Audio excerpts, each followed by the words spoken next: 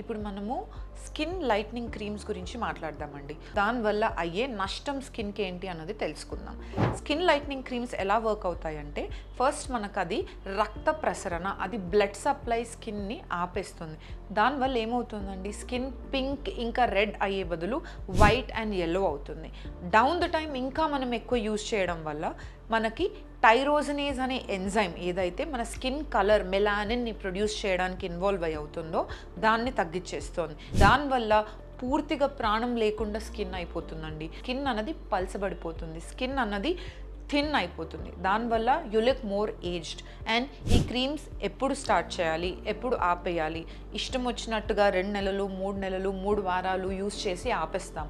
దానివల్ల అడ్వాంటేజ్ కన్నా, ఆ టెంపరరీ తెల్లదనం కన్నా లాంగ్ టర్మ్లో డిసడ్వాంటేజెస్ అన్నవి మనం చూస్తాం.